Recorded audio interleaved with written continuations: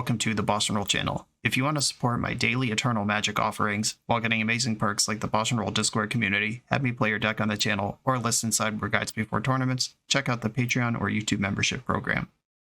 This channel is possible because of these amazing sponsors. Check them out, all their links are in the video description. As always, thanks for being here. Let's go play some Magic.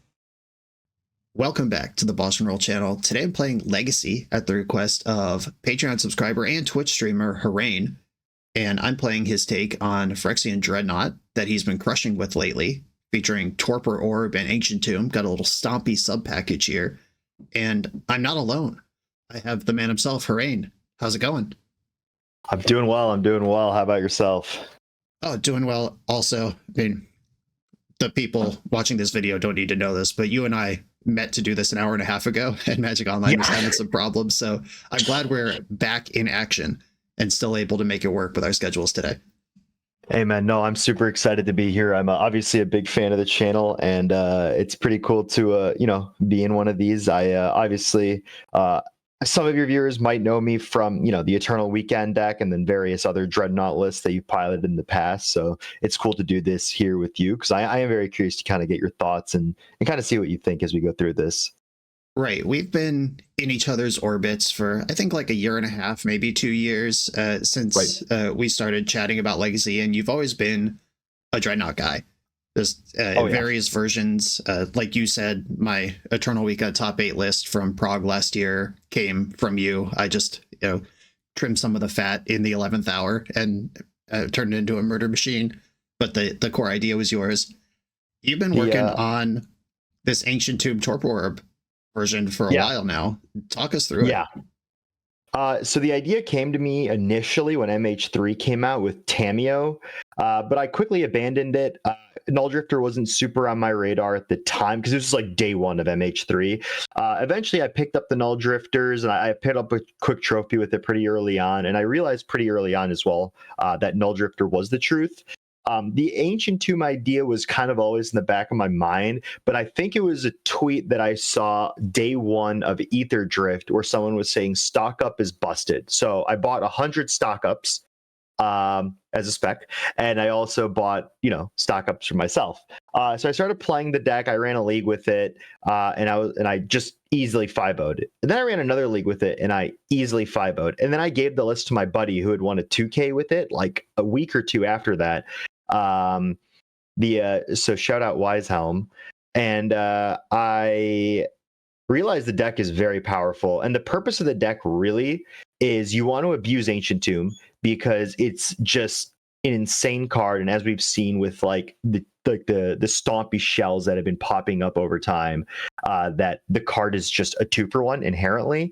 And so the premise of the deck is you want to Ancient Tomb, get a quick Torpor Orb out, and then following that, either a quick Dreadnought or a quick Drifter, and you have the traditional package with it, right? Like you've got the dress downs, you got the forces, you got your cantrips, etc. But really what you want to be going for with this deck is quick Ancient Tomb, quick threat, stock up with stock up, and then just kind of keep going in after that. You really want to be leveraging the 8 divination effects that we have on top of this the traditional blue cantrip suite, and there's a lot more nice choices and cute choices here and there, like the Mox Diamond and the Sagas and so on, and I'm sure we'll get into that as we start playing these games. But really the idea is that it's a stompy deck that has all of the utility and resourcefulness of a blue-white Dreadnought deck. Right, yeah, this goes all the way back. Like, Ancient Tomb is a pillar of the format. Force of Will is a pillar of the format. They don't often meet. We've had 8 cast in recent years. Like Blue Painter is in the space right now, and that is also fueled by stock up. Going all the way back, we had Sea Stompy, one of the first Chrome Mox Ancient Tomb decks that was ever really pioneered. But jamming out Ancient Tomb BS backed by Force of Will is serious game, and I'm excited to do this. I think any other details can come out when we play. You ready? Yeah, let's do it. We're on the draw in round 1, and this hand looks perfect. Talk me out of it, or talk me into it. This is pocket aces. Yeah, right. This is pocket aces. Ancient Tomb Orb into Drifter. If the spell Pierce was like a Force of Will, it would be turbo pocket aces, but this you can't really ask for much better than this. Right. Opponent is on the play and they've mulled to 5 already and still thinking. This is one of those hands that just gets clowned by Oopsaw spells. That is a pressure on the format right now that nobody can really deny, but I'm never going to mull a hand like this just in case my opponent's doing something like that. Mox Diamond is not an Oopsaw spell, so we're playing against lands. This is a plot twist I was not expecting. Oh, the second Ancient Tomb is nice, though. The second Ancient Tomb is nice. Yeah, I think we just rip it on Orb. Yeah, finding the second Ancient Tomb makes this a lot easier. And the planes, complicated. Like, we could get Wastelocked here, but they are on a mull to 5. So can they afford to even use this Wasteland? What's the follow-up? Where are we going here? I think regardless if they Wasteland the tomb, we still just play out the other tomb just to protect our Tundra. Right. All right. Their hand looks like a pile of garbage. Their hand, the best thing they could have in their hand right now, I think, is Dark Depths. Or 100%. Like Crop Rot for Dark Depths. But we are a deck with a flying blocker. If they Wasteland, that slows down the Dark Depths. Yeah, I think we got time. This mull to 5, obviously, is super nice when we're playing against a fair deck. They're just 2 less cards we have to worry about. I do find it funny that you call lands a fair deck. It is. It is. But I've never thought of it that way. Yeah, my line for what I call a fair versus unfair strategy is, okay, here we go. Now we can just play around Wasteland. Perfect. And we can spell pierce something if we need to. Yep. My line for fair versus unfair strategy is, does the game progress turn after turn as resources are exchanged and somebody eventually succumbs versus blat, someone loses? Like, that's kind of my line. That makes sense. I mean, I definitely agree that it is a fair deck, but I've never really thought about lands that way, if that makes sense. Yeah, it has cracked engines in it, but any legacy deck will. I think I want my archive here. They're not showing Wasteland. Yeah. Do you know if these lists are still on Ghost Quarter? I have no idea. Dress down, just in case they Saga pivot, or okay, sure, fair enough. We have stock up, so regardless, we have a lot of outs to a Merit Lodge. Right. So I'm not super concerned about Merit Lodge. If they do go for it here, let's see what they do. They could Besage you. Oh, that's fun. Okay, yeah. So my thing dies, but I'm still up a million cards. Yep. Deal. All right. That would be so funny if we could dress down in response. A mana short.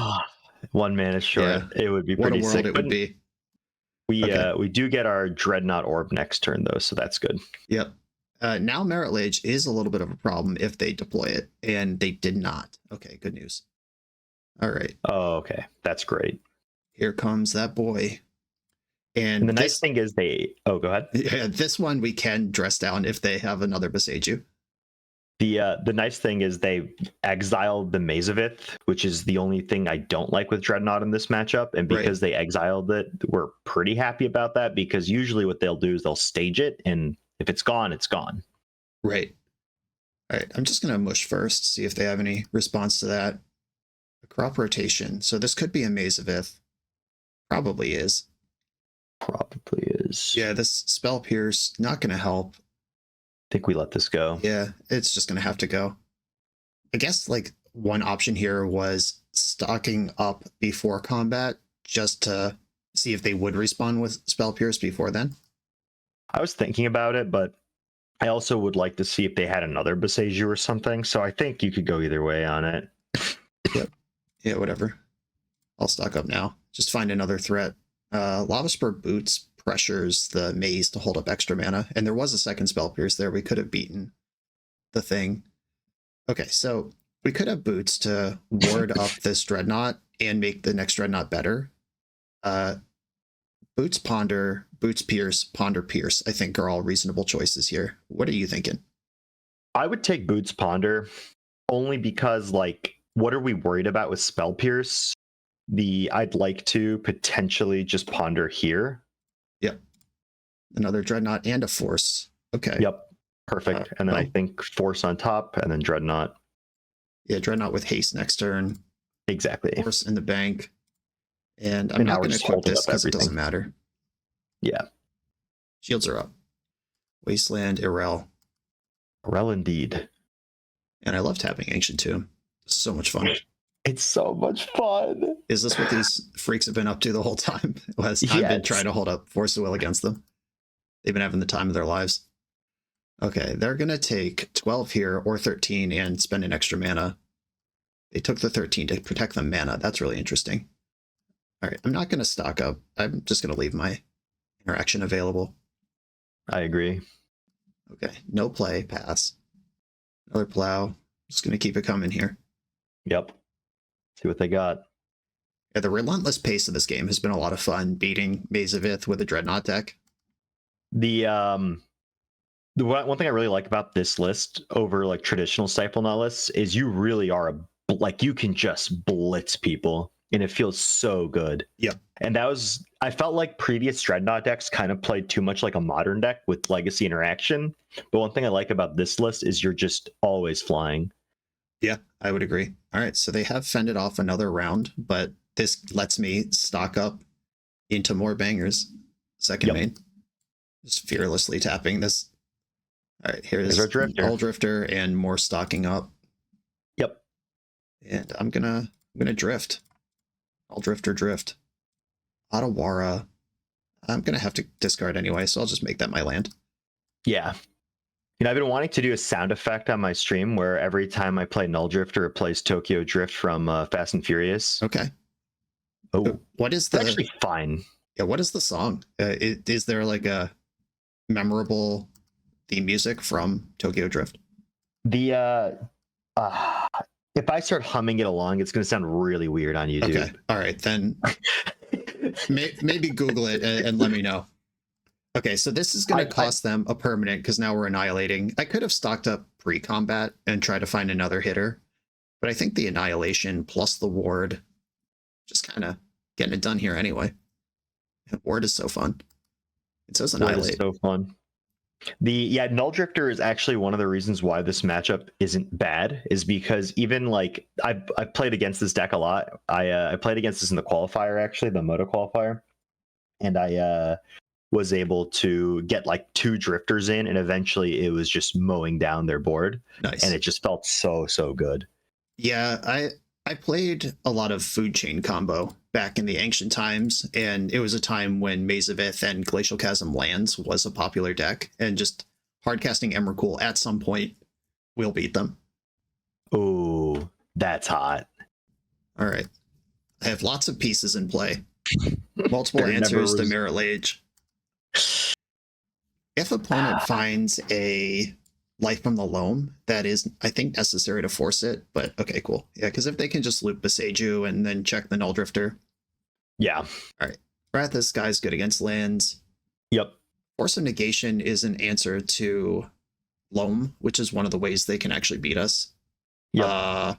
Activated abilities, artifact creatures, planeswalkers. Okay, it doesn't say lands. Disappointing.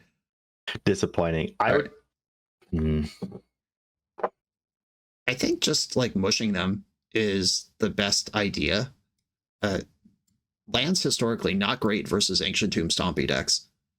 I'm trying to think, like, what do you think about bringing in Meddling Mage? I know it sounds crazy, but it's just another beater against their Maze of Ith plan, and it's also, if you just name Life from the Loam, it kind of stops a lot of their lines, and it's also just a 2-mana 2/2. Yeah, I think naming Loam is reasonable. The Grizzly Bear, I would count that as flavor text, but if I had ways to answer Life from the Loam, I would do it.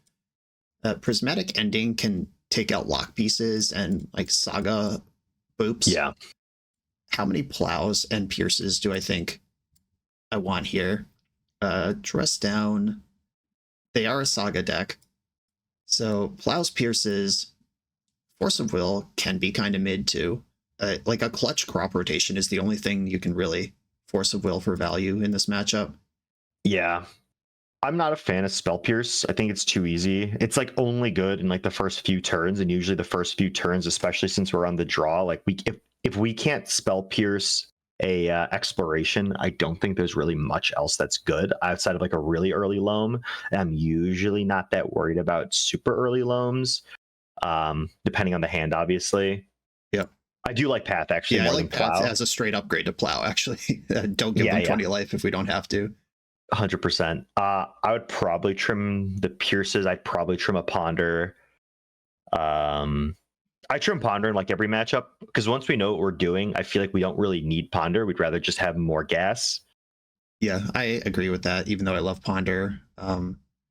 Lotus Petal could be mid if we want to keep one more plow in. Just not getting cheesed by Merit Lage matters a lot, but after that, I don't actually want a ton of white removal in my deck. I agree with that. I do like Petal only because it enables a lot of really powerful starts.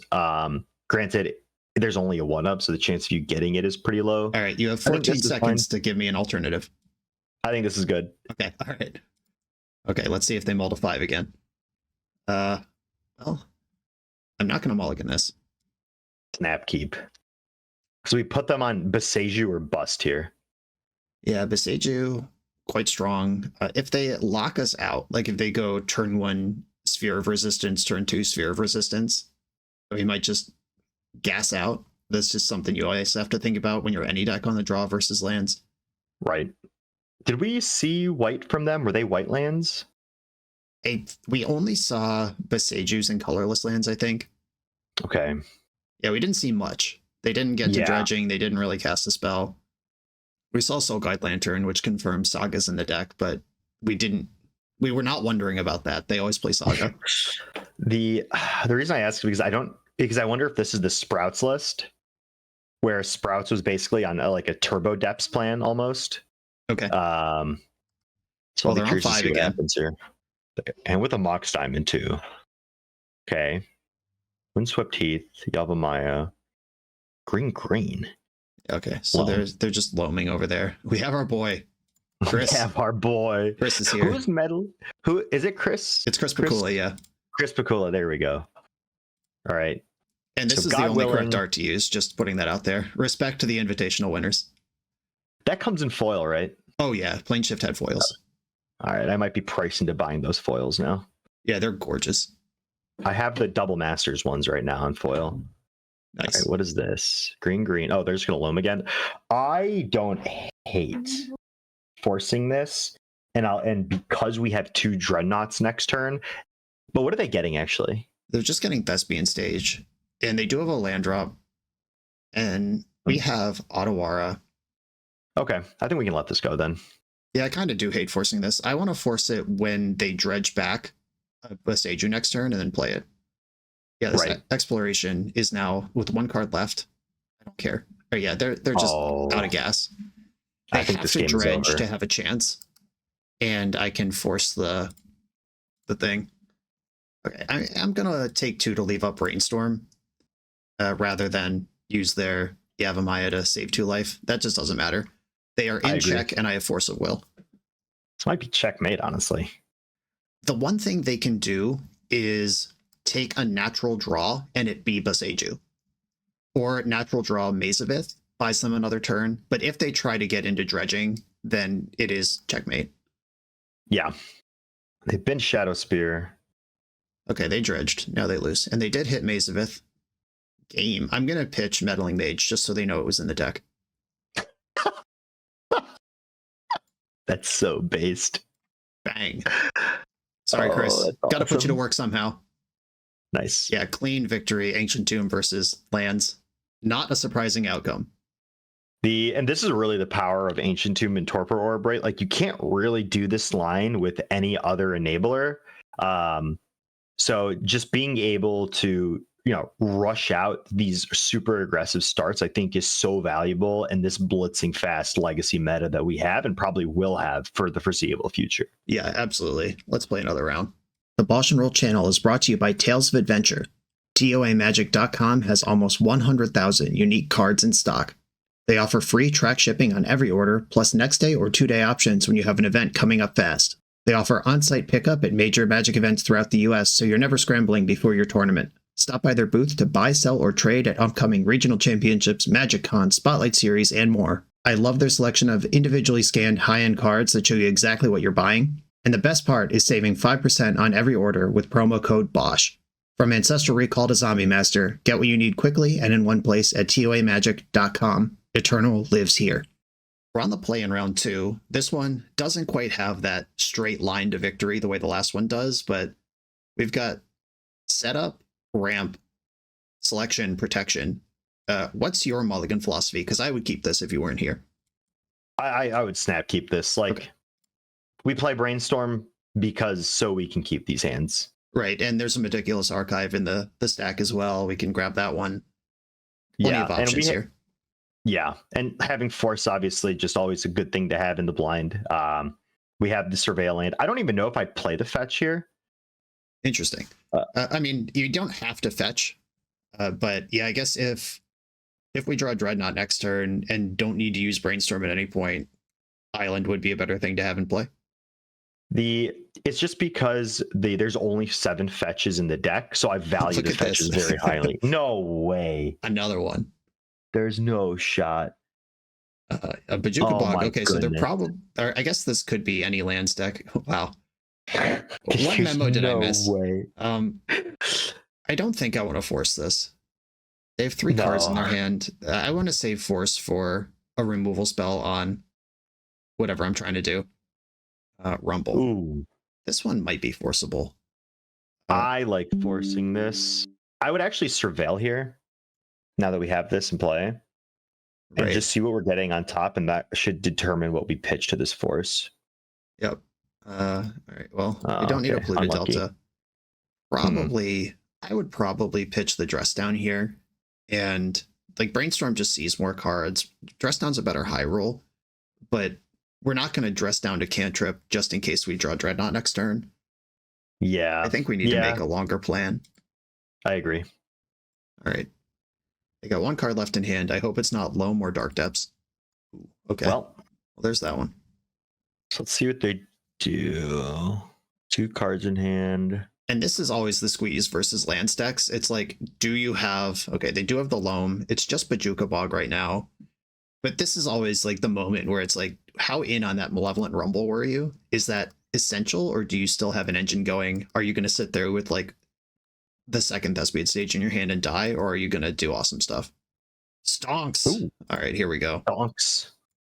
We're going to the moon. Yep. Well, there's AB. Perfect. And Brief right here is consideration the for power. Ottawara, but not seriously. But like being aware of it, because their big hit right now is Dark Depths, and if I can stop that, then I'm not worried about much. They have Wasteland and Caracas. If they go for Loam here, I would force. Yeah, me too. We can't afford to get in a waste lock, but we can be null drifting them starting next turn. Exactly. Yeah, I'm with you. All right, force pitching B Storm. Oh no, they have a second Loam.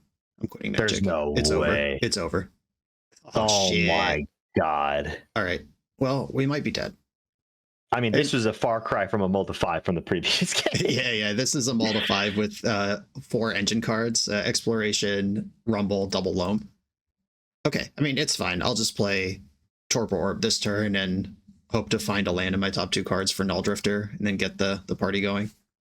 Or Dreadnought right now. Dreadnought right now, baby. Let's do it. Yeah, I mean, it's the same line. It's literally what I was going to do anyway, but now I also have a Dreadnought.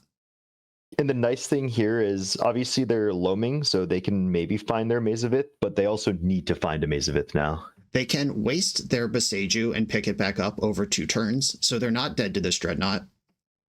That is, like, at minimum, that's available to them. And if they do that, then Drifter is home free. Right. Yeah, that's not a pretty line, but it does exist. We just really want to avoid a Mazavith here. Yeah, all the hooks are in. We need this Loam to just whiff. Just hit like some fetch lands or stuff we don't care about, and then we can play the game. We still don't know what color they are, which is funny after seeing all this. Yeah, the Rumble, they could be mono green. Caracas obviously taps for white, but they would play this anyway. Yeah. Looks like we're waiting for server. Yeah, the MTG Classic. A little bit of lag going. Okay, they hit Thespian Stage 2 Wastelands. That does not kill us. So we're basically locked out of the game at this point, unless we can find exactly Ancient Tomb off the top. Right, so we need to get over the finish line before they find the pieces. They did, unfortunately, find a second Wasteland, which means they can waste me and themselves here. Okay, they didn't see the Beseiju line. That is actually sick, because finding the second Wasteland, they can take me off 3 and set up Beseiju. Now they put themselves in the spot where they need to dredge into a win card. Probably play out the boost just to make them think about it. Yeah, it's going to be here. All right, now we need to fade a dredge. They didn't take the other line that was available. Moment of truth. Oh God, what are they spending mana on right now? Or we know it's in their hand. Oh right? yeah, we know it's another stage. They're just copying my land. All right. So it's stage in hand. Moment of truth. None of those are the cards they need. We got there.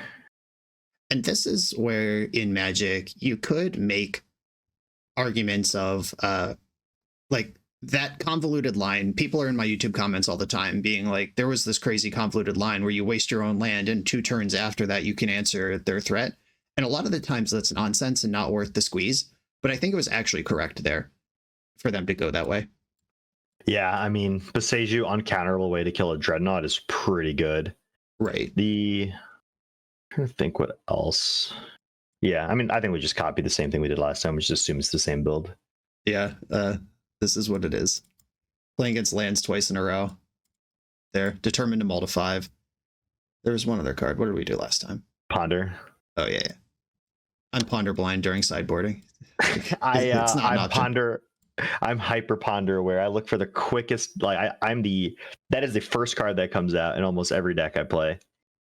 Yep, that makes a lot of sense. And just playing 3 in decks to start when the format's slow, or when the format's fast. All right, so this hand, risky, pretty soft to Wasteland. We do have a bunch of ways to move cards around. I would keep this. I'd keep it too, but we're definitely like, it's kind of a mull to 6 until we can get a third land. So it's like, could we find a better 6? Maybe, but I don't think it's necessarily like a true mull to 6 automatically, because the second stock up is still going to be useful. Right. That, like, anytime you have a Phyrexian Dreadnought in your deck, I don't think thinking about it as a mull to 6 is useful. Like, we don't have 7 cards right now that are immediately useful, but having this card in hand turns on 8 cards in the deck. Okay. We've got a Mox Diamond start.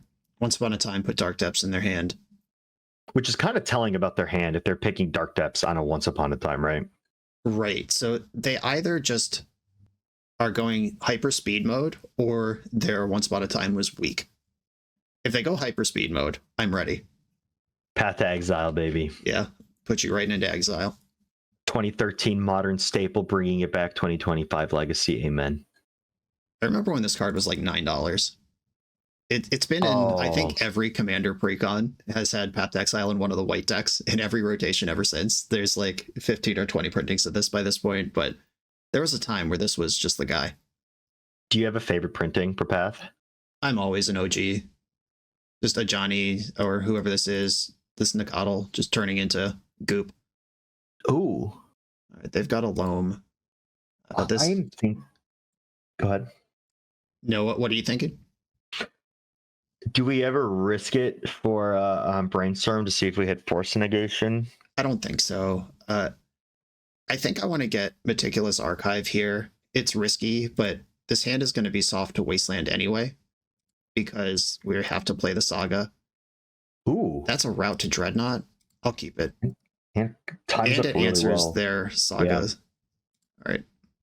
We're a little cooked if they Wasteland us here, but if they don't Wasteland us here, we are cooking. I don't even know if we're cooking, because I might have to take a turn off of my Dreadnought to make sure they don't get constructs, because if I just... That's why. Because we get double Dreadnought. Right, okay, gotcha. All right, Wasteland confirmed. Unlucky. Yep. Oh, but they're not gonna. Well, they have what they need to do everything. I'm gonna go and end-step Brainstorm here for the value. We just have plenty of card selection. I really want to find I found a land and another Dreadnought. I like perfect. And a Dress Down. And we have the Dress Down. But the third stock up is kind of brutal. Yeah. It's whatever. We get to do the line that you described last turn, but we get to do it now, which is kill all their constructs and drum 2 Dreadnoughts. Yep. Just got to take a hit for 4 or 5 in the meantime. What should they get here?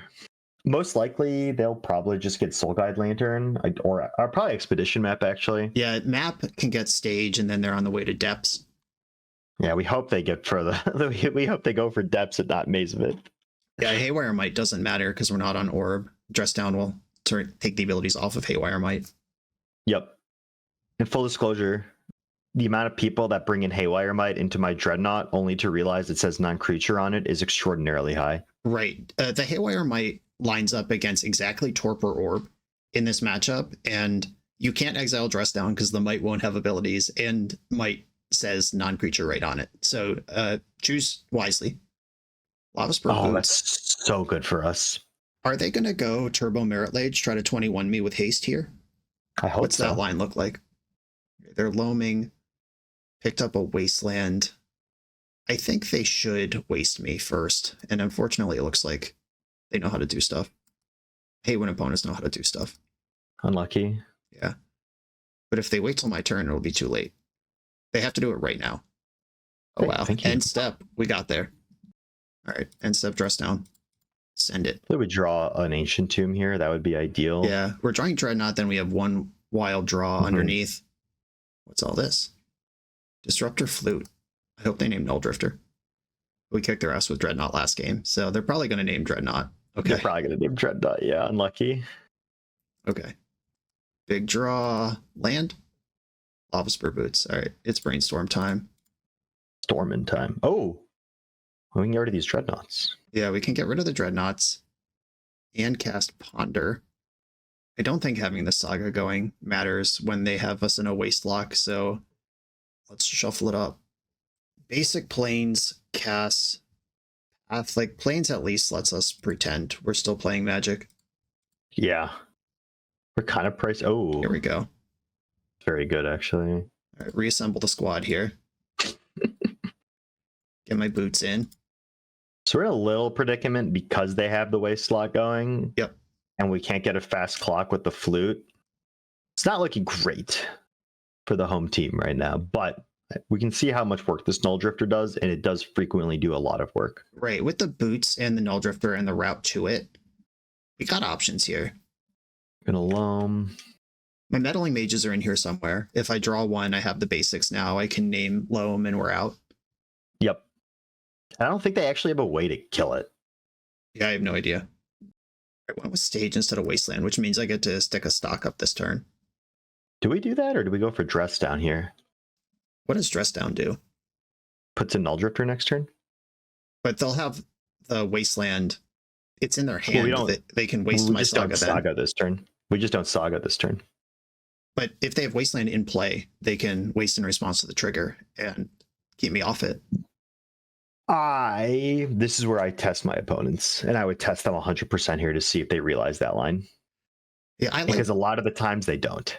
I like doing the exact opposite of making the correct play. And like, if I just find Meddling Mage, turn off their Wastelands, block it in. So here they have, or no, we're actually dead. No, you're right. We're actually dead because they have the Yavimaya Depths and Haste. So we need to hold up Path this turn. Yeah, that too, actually. Yeah, I didn't think about that. That's more important. Yeah. Okay. If I play Saga, then they can't play Dark Depths this turn. They have to spend a turn doing something else. I think getting them on the hook for this makes sense, especially if they think they have a hasty win ready to go. Yeah, makes sense. The funny thing is, too, is if they have Legolas's quick reflexes, we actually can handle it. There's Wasteland. Yeah, the Dress Down does its job. Exploration, they get it all. All right, they can waste me and make Merit Lage. Okay, they're just going for full land squeeze mode. That makes a lot of sense. I respect it. I'm going to go for Dress Down in the end step here. And if I draw a land in my top two, we're gaming. Ancient Tomb for the Lord's work. Yeah, Wasteland right Ancient on time. Tomb for the Lord's work, amen. Come on, let's see it. Brainstorm, you can't cast that one. Damn it. All right. Brainstorm. Throw it around. Ooh, what a mess. Do you want to keep playing this game? Because I don't need to. We can get out of here. All right. Okay. I wouldn't say it's 100% over. No, it's Like, not, but it's over enough that we can. It's over enough. Respect the time we have on this earth. Okay. If I'm X2 at a tournament, I would scoop. If I'm X1, I would not scoop. Yeah, of course. Yeah. Like that's a big thing. Another thing that comes up in the YouTube comments a lot is people who are like, you know, if you draw the following 7 perfect cards in a row and your opponent's 6 cards in hand are all blank for the rest of the game, you could have a 1% chance of winning this. And to them, I say, cool. Good job. You figured it out. But I'm not doing all that. All right, so we can Saga game here. This Saga boots Ancient Tomb. I like it. It's a little risky versus the dedicated Wasteland strategy, but it is at least a distraction while we work on something else in the background. And we can either get Mox Diamond or Lotus Petal, but I think Mox Diamond is probably where we want to be against them. Well, I hope so, because I bordered out the petal. Oh, that's right. Okay, hopefully we don't draw it. Oh, if we draw it, I think I'm going to force an exploration here. Are you with me? I'm thinking about it. I think it's probably right. Let's just see what land they open on. Okay, that's being Sage. Mox Diamond. Mox Diamond. Yep. I hate forcing those because if they have another one, it's such a beating. Sajiri Step. They are shoving pretty hard. All right, well, I'm not forcing that. Another powerful Loam open, but my Urza Saga does have a turn to operate here. I'm getting at least one construct today. Unless they have Force of Vigor. But I'll just Force of Will that. Dramatic pause in my upkeep makes me nervous. I think they have the Force. Hey, they did. And they pitched a Loam. Good job they have 2. They just had 2 both games. It's called being a skilled gamer. Yeah, skill game. Skill game. Oh, right, that's fine. Brutal. We're doing our thing here. If they dredge into a Wasteland, it's a bummer. If they don't, we're kind of doing it. They milled Dark Depths or Urza Saga Lava Spur Boots. That's kind of fine. We just are kind of under the gun now for a Merit Lodge. Yep. Gonna have to hit them really hard over the next 2 turns. Yeah, if this deck is more popular, I would probably have a Fawn main instead of a Spell Pierce, but I just don't ever run into it anymore. So it's funny that we run into it twice here, but I guess that's expected now. Yeah, this could be a response to the bans and people trying stuff out. This could just be complete RNG to play the same deck twice. Sometimes when this happens, when I play against a low incidence deck twice in a row, I look at the challenges from last weekend and find that somebody won with exactly this deck and people just want to do it. Yeah, I think Sprouts has been doing well with this list in the various events, but that was like a few weeks ago now. Because recently the challenges have just been a lot of Oops and Bug Beans and like various Days Wasteland decks. Which I guess is Bug Beans, but you know what I mean. Right. All right. Long pause. They have Loam in hand. No exploration, though.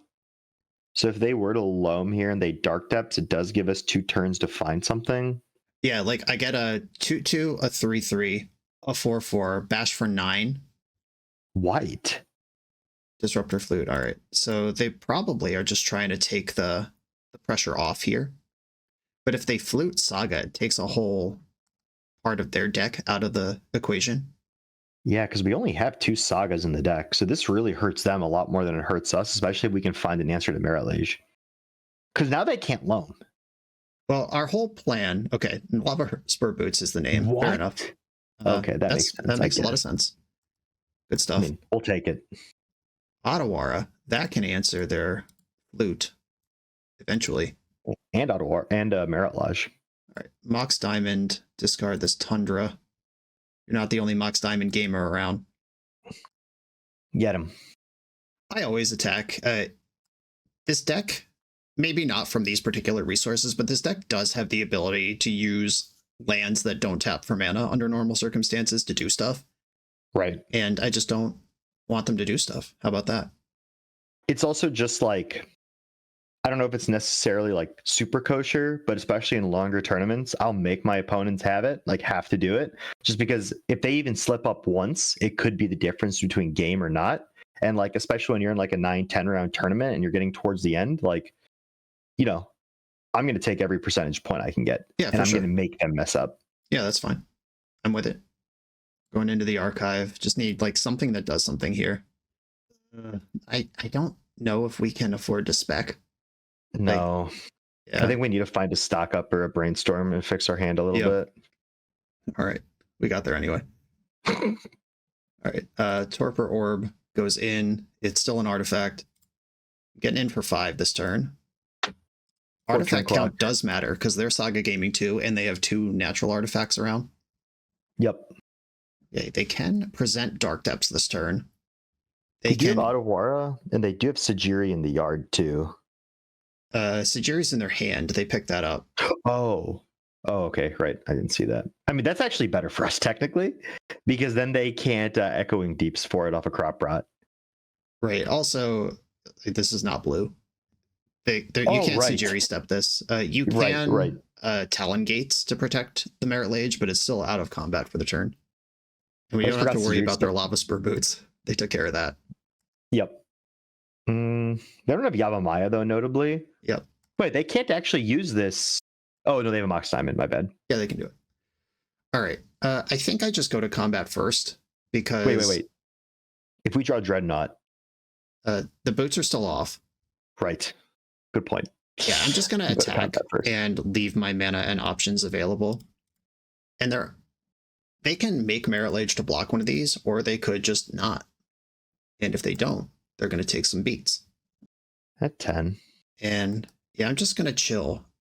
One of the smarter things they could do here, and this is the difference between really good lands players and people who just picked up the deck, is if they just make constructs, take their time, copy something for value with Thespian Stage, they will eventually win this game without ever having to expose their Dark Depths to an obvious removal spell.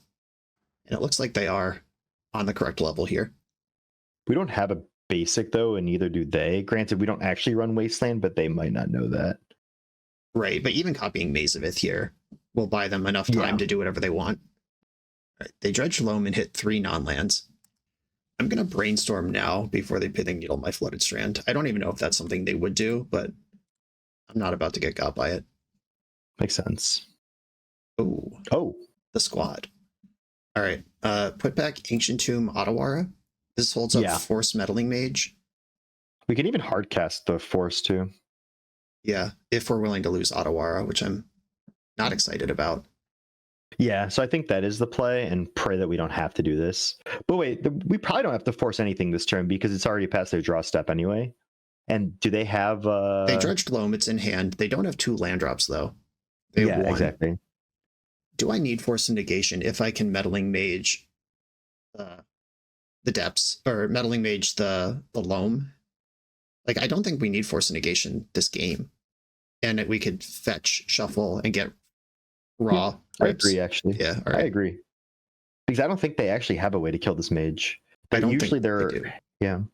Well, their constructs will be almost as big as mine in the very near future. Or right now, actually. Got a Mox Diamond. Right, that's a way to cast Light from the Loam this turn. But it'll cost them their land drop to get that far. I'm okay with that. Wow, that's got really grindy. Yeah, it's exciting. This is the opposite of round 1. I'm glad we got to feature the full range of this experience when you just shit clown them versus actually having to make decisions and do cool stuff. Wasteland. I think they're going to cast Loam this turn. Yeah. That gets back to Jury Step, Urza Saga. Okay. So the Loam is in the graveyard right now. Otawara is in my hand. Otawara right now. Target artifact, creature, enchantment, or planeswalker. If I bounce a construct right now, I get a big swing. I can put them to 5, but then what's the plan for Merit Lage next turn? I think that's the problem. Yeah. I think we just have to pass. All right. I think they are going to take over the game in short order. It's a good draw, though. It is. With Lava Spur Boots off, Brainstorm would want to hit Null Drifter specifically. Yeah. Yeah, I think it's worth a high roll. And hitting any artifact. There we go. Oh my god. Dress Down kills everybody's everything. So if I put back the 2 lands, Null Drifter, I draw the 2 lands. Yep. And then you can play the what's it called? The Mage. The Meddling Mage, yeah. Okay, there's all of that. And then Polluted Delta has to get a Tundra. Meddling Mage. I'll name. And I think eventually we will dress down because they have the second Saga in hand. Right. But I think that's fine. Because eventually this Null Drifter will just get there. Right. Especially exactly. now that we have insurance for Merit Lodge in the form of Otawara. Right. And they don't have a bunch of easy permanents to sacrifice either. Because if they sack a land, they're on pretty thin resources, and every land matters here. If they sack a Mox Diamond, my constructs are bigger. Meddling Mage on Life from the Loam. Nature is healing. If we just rip Wrath here, the game is effectively over. Yep. Okay. Exploration just in time. That Life from the Loam would have actually dominated the situation. And they didn't attack. I guess they're dead on the backswing. Good idea not attacking opponent. That was the right call. Ooh. This Force Negation is back. I don't think this matters. I think I just swing with the constructs and Null Drifter. Make them figure this out. What is the saying? Blocking is for... Math is for blockers? Yeah, block is for math nerds. Block I think that's for what they math say. nerds. Yeah. Oh, okay, perfect. We figured it out. They sack the Exploration. Good call. That's the only permanent that doesn't matter here. That turn 3 Disruptor Flute on Lava Spur Boots, it was so big this game. That was such a cool play. It's turn 7 and it's still hurting me. It's actually funny. I was wondering if they were gonna name Saga, but I guess the Lava Spur Boots were a nice hedge because it actually did clear up the clock a turn. Yep. I am very thankful they said that though and not something else because that could have really hurt us. Okay, so they are gonna block. Makes sense. Okay. I have an option here that could be considered buck wild or just awesome. I could Otawara a Mox Diamond, and then they can make Merit Lage. I dress down, block with Meddling Mage. Oh, but I lose my constructs when I dress down anyway. All right, yeah, that's not a play. Right. I'm just gonna pass priority. I'd rather just like for me, I would just lean on this Null Drifter super hard at this point. Yep, agreed. Yeah, now I don't have constructs, so I'm not worried about dress down, beating up their constructs. And I wonder if they're going to so they're probably going to take okay. Oh, they're making it now. Yeah, they're making the boy. Yeah, they realize they're under the gun here. And this costs multiple permanents to do when you're getting annihilated. Before we do this, no, we're fine. We have dress down. Okay, cool. I was thinking if they have Legolas's quick reflexes, but then I realized with the Mox Diamond we can actually dress down in response. Right. Yeah, just get this thing out of here. We know their hand is Sejiri Step and one other. We probably know what that card is too, and I just forgot. No, they took a draw step after the Meddling Mage. That was Exploration. That would have been in play any other turn. Oh, yeah, you're right. So they have one unknown, another Exploration. This is not worth a force, even though it does pad up the Null Drifter quite a bit. So I wonder if they're going to sack the Construct. If they sack the Construct, they take a bunch of damage. Well, no, they say Mazavith, and they use the Diamond and the Wasteland to make the Construct sack the Construct and maze the Null Drifter. I think they're going to sack Exploration. I think so too. So I think I'm just going to attack with Null Drifter and see what they do. If I attack with Meddling Mage, then I have to use Dress Down to push damage. Yeah, I think just attacking is fine. Or just attacking with a Drifter, I mean. Yeah. They lose the Exploration. The Saga runs its course. They're running out of things to do. As long as Loam is off, we're good. Yeah, and they'll probably get Expedition Map. Oh, they turn off the Flute. They're going to try to blitz me on the backswing. I like that. Bold and powerful magic. Bold and powerful magic. Love it. That does turn on my boots, though. Thinking if we stock up here. Yeah. I don't think we need to. So stocking up puts me to 4. I can still dress down through a Wasteland. I actually just want cards in my hand. Like, what am I worried about? All right, Stonks up. Path to Exile is real good. And I don't want another Ancient Tomb. I'm running out of the ability to tap those. I'll just take the replacement stock up. That's actually why Mox Diamond's in the deck, specifically because we don't always kill fast. And so Mox Diamonds are a way to convert Ancient Tombs into proper lands. Yep, makes sense. Okay, Construct is a 3/3. If they do randomly have a Life from the Loam in their hand, Dress Down turns off Meddling Mage, but I do have Force of Negation backup. Basically, everything's covered here. We already know they're going to tutor for Lava Spur Boots. I don't think Dress Down gets rid of Meddling Mage. It does. It doesn't unname the card, but it loses the ability of spells with the chosen name. Can't be cast. Wait, then why does Painter Servant not work? I thought that'd be the same layer. Because this is modifying the rules of the game. Like, this is just an ability that modifies the rules of the game. Painter Servant is an ability with a color changing or typesetting effect, and that's in a lower layer. Like Meddling Mage, if it loses the ability of spells with the chosen name can't be cast, like that doesn't change anything. I see. I think they got the wrong thing, or the Boots was dead 100 years ago. All right, Malevolent Rumble. What am I saving Force for? I think the game is just mostly over here, and I am going to constrict them where I can. Yeah, I actually don't like giving them something to sack either. I think I like this play a lot. Yeah, I think we main phase 2 this Dress Down. I think I do it in combat. Like they're about to hit me for 5, right? Yeah, I don't want to block that. I forgot that I had one that could attack. Yeah, I'm just going to Dress Down, wipe up their life here, and I still have Path to Exile if they have some sort of follow-up creature somehow. Bang. Brainstorm in hand. My Lava Spur Boots work now, which means they can't Maze of It the Null Drifter. And if I draw any creature, that's extra damage. Huh. I mean, what are they going to do? Pirate Spellbomb me? Let's go. Famous last words. Yeah. All right, there's a Lethal Dreadnought and a Forest backup. Send it. All right, here's that boy. Force of Will available at 1 life. GG's, those were GG's. Opponent, that was a lot of fun. That very different. I imagine looking at the timestamp of this video is going to be like 15 minutes versus 45. Yeah. Nice. All right. Deck. Yep, on to the next one. Announcing the Buffalo Chicken Dip Legacy Winamax weekend in Columbus, Ohio. Saturday, August 2nd, the BCDL Legacy Open 4, a Mox Jet for first and dual lands for top 8 guaranteed, with more duels and staples added down to 24th place if the event gets 100 players. Sunday, August 3rd, Stronghold Mox Diamond for first, dual lands for top 4, and Force of Wills for top 8 guaranteed, with prizes scaling up at 48 and 55 players. Both events are unlimited proxy playtest card friendly, anyone can play. Please review the playtest card policy on the event pages. Signups and additional details are linked in the video description or included in a full post in my YouTube community tab. I'll be there. I hope to see you too. We're on the play in round 3.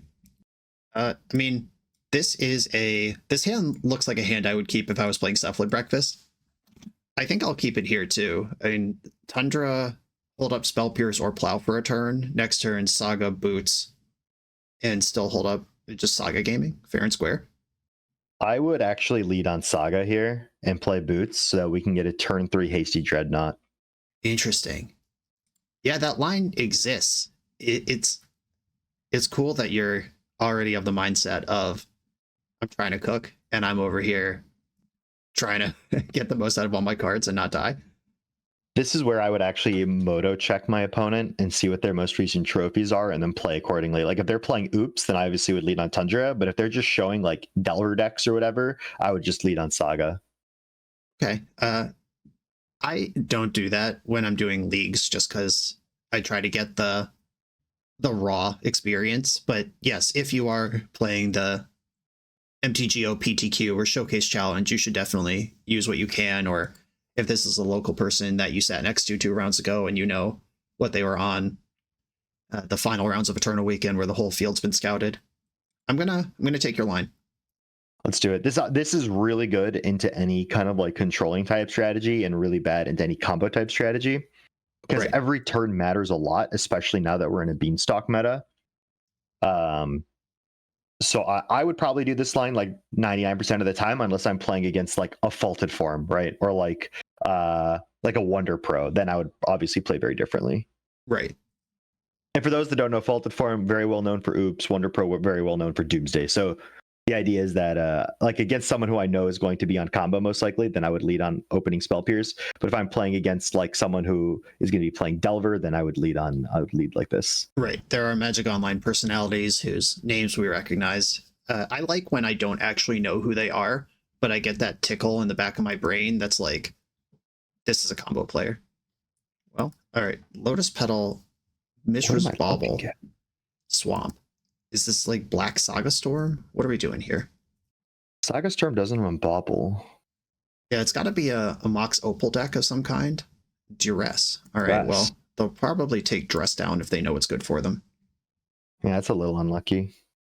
I mean, is it unlucky, or did we take an aggressive line when we could have taken a stable line? That's, the different players will assess that differently, and different decks have to assess that differently, but we could have also just Spell Pierced this Duress and had Saga ready to make threats next turn.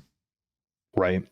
It's really that I'm upset about, because usually when this happens, I'm like, fine, I'll just make some constructs, but now we can't do that.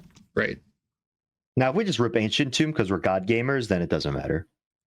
Okay. They are not worried about Spell Pierce. They are worried about dying quickly. Or just rip another Dress down. Or rip the worst card in my deck. Perfect. That was the worst card in our deck, yep. I wonder if this is that Black Prison deck that's been running around. There was a deck that won a challenge a week or two ago, and it's essentially just like Mono Black Prison that's using Karn, 30 Ball, etc. Okay. I don't know if they were running Bauble though, but they were definitely running basic Swamp Lotus Petal. Yeah, Trinosphere Mishra's Bauble is a weird combo. Oh, is this just Doomsday, like Turbo Doomsday with Bauble, so you can set up like Terminus piles or something like that? It's possible they might have one Bauble in a Doomsday for reasons you would put that in a pile, but I don't know. There's a bunch of decks that, I mean, a Saga, either Stompy Saga or Combo Saga, but Stompy wouldn't play Duress. They would play Thoughtseize or just none of the above, just some block piece. Yeah. This is going to be a spell combo deck, and they're trying to support some artifact related stuff. Okay. Oh, it's Storm. Yeah, they know about Spell Pierce, which makes it worse, but piercing this does cost them Lotus Petal. Ugh. All right. The thing is, usually if they're on a Talisman build, they're running Ad Nauseam, and Ad Nauseam is a lot of mana. Yep. Okay. Hopefully we get something we can do with this mana here. That'd be very nice. Yeah, just a Dress Down or a Torpor Orb would be ideal, because now I have a Dreadnought that I can put boots on. Hey. Oh my god. Here's Never that punished. boy. Never punished. Always had it. Oh my god. Oh my god. Okay, so now serious question though. Mm-hmm. I could have two Dreadnoughts in play and one of them has haste, but one Dreadnought with haste will win the game too. So if I get Mox Diamond, I guess it would cost me the same amount of mana. There's no workaround here, right? Yeah. Yeah, Well, I'm trying to figure out if I can Diamond... hit them with Dreadnought and have Spell Pierce up. No, if we actually get Mox Diamond, put the Tundra under it, what we can then do is Ancient Tomb. Yeah. This does work. Yeah. Okay. I thought it was there. Okay. Mox Diamond, discard Tundra. Yep. Ancient Tomb. Now we can hold up everything. Yeah, and we there also we go. have the hidden mode of Swords of Plowshares of make them have storm count 6 more. Yep. All right, that was a pretty good turn. Exciting sequence. We got the bug, what the hell, in the chat. Yeah. Thoughtseize bug. Thoughtseize bug. Oh, this is actually really good because it shuts off Ad Nauseam super hard. Yeah, if they are a Nas deck, this is a nightmare for them. If they're a Peer into the Abyss deck, it is not a big deal. But whatever it is, I hope they were counting on their life total. Hopefully we made their Ad Nas sad Nas. We love a sad Nas. We do love a sad Nas. Oh, our boy Clarion Conqueror's coming in this matchup, huh? Yeah, absolutely. Let's just take a look at him while opponent figures things out. I have played this card on the channel already. I put it in Mono White Initiative, but here it is in probably a role that's better than being in the main deck of Mono White, is in the sideboard of decks that can cast it against hateful nonsense. I had a board recently where I had a Clarion Conqueror out against doubled Nomad, Cephalid, and Inadu. And it was like, wow, this is a very load-bearing Clarion Conqueror, huh? Right. It's like when you have Moat versus 500 power worth of non-flying creatures. It's like, please hold, please hold. You know, Moat's like a $400 card or something crazy like that. Yes, Moat was the first of the reserved list intentional buyouts. It was actually a person who I know and have tested with and built decks with before. Okay, would I rather have them -2 life or -2 mana here? I feel like this is a trick. I feel like you let this resolve. Yeah, because I have the plow line if they don't maximize their storm. And now here into the Abyss, they can't cast it off Ancient Tomb because they will be at 1 and it rounds up.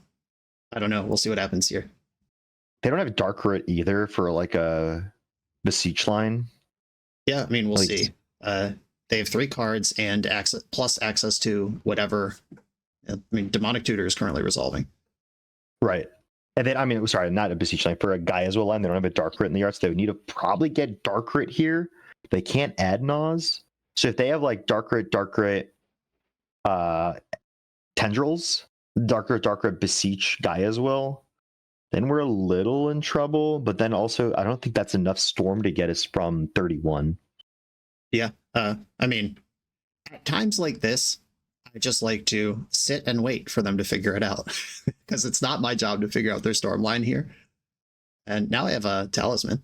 All right, LED. LED. We could see an echo here. And where's that going? Infernal Tutor. All right. So this is probably going to be a Beseech line with Lotus Petal LED to jump it off. Yep. I might have to do storm math in a moment here. And of course, the storm counter is not showing on Magic Online. Come on, pop up. I need you. All right, Beseech with Bargain. This is going to get Will. Why don't you have the storm count on the right? That's weird. Yeah, I don't know. It should be there. Enough spells have been cast. All right, there it is. Storm is 5. All right. Though they can duress me along the chain here. Maybe. Wait, Petal LED is exactly 4. Yeah, they don't have enough mana. Or they can Infernal Tutor for Writ, work Duress in. Okay, we'll see. This game might get super weird. But plowing my own Dreadnought is fine because I have Wishclaw Talisman. I'll just get another one and boots him with it. Yep, but we don't have an enabler yet, so we'd probably hold off on that. Oh, right, yeah. I'm just ready to send. It's on top of the deck, you know, the way this match has gone. Oh, 100%. It's always on top of the deck. Right, so I'll be at 31, which means they need 16 Storm to kill me. They're at 8 right now. Do they hit land drop yet? I don't think so. Turtle Here Tutor. is the Tutor. Probably getting LED. Yeah, LED is the same as Ritual. I made a line with Ritual, but LED is +1 mana. Yep, LED. So now they can duress me and then Beseech. And I think we just plow our Dreadnought response and Yeah, call of it a day. course. Yep. Yeah, so that'll be 10, 11, 12, 13, 14 Storm. Beseech for Beseech for Beseech. I think they have it here. Let's see if they duress, though. They're going to, yeah. Yeah, it sucks that builds Storm for them, but you got to do what you got to do. Here now, I'm fully F6'd. 12, 13, 14, 15. They might be one bargainable object short because they don't have a sticky mana source. Oh, because they don't actually, they have to use both the LED and the bauble here. You may play lands and cast spells. So they do have a land drop. If they play, do they? They do have a land drop, right? You're gonna have to scroll up. No, they played the Volta Whispers this turn. Oh, did they play Vault this turn? Yeah, it's turn 3. They played Vault already. I think we're gonna survive at like 2 life or 3 life. And they actually, if they tendrils us, they just lose tendrils too. Right, that's permanently exiled. 13. I think. Yeah, that's the most they can do. Yeah. All right, so we're at 3. Get to tap Ancient Tomb one more time this game, and opponent goes to a lot. But I have Wishclaw Talisman for whenever I'm ready. Tendrils is now in exile. They need to find another way to win. All right. Fun. Do they have another way to win? I don't know. I don't know their list. Do they have Saga usually in this deck? I see Ancient Tomb, Vault of Whispers, Mishra's Bauble. It's conceivable. It might have to be a... Torpor Orb. I'll put it into play. How much does it cost to activate Wishclaw? 1 mana? It's 1, yeah. Okay, so next turn we can swing with a hasty Dreadnought. Yeah, that puts me to 1 though, and gives them their talisman back. We're gonna have to assess this on a moment by moment basis. Because the thing is, okay, so they drew nothing. Ponder. Okay, so if I ponder into a Dreadnought, that's better than giving them talisman back. I'm taking this slow. I don't want to go to 1. Null Drifter. Okay, I'll go to 1 for that. Amen. And I can equip and attack this turn. Yep. All right. Do not shuffle. I drew a reasonable 1 opponent. And what's sweet is even if they play Bowmaster, the Torpor Orb means I don't die to Bowmaster off the top. Yep. Okay, Right, and they're going to start losing lands. This will end very quickly from here. Just got to hope they don't play. I don't even know. Sign in Blood targeting me.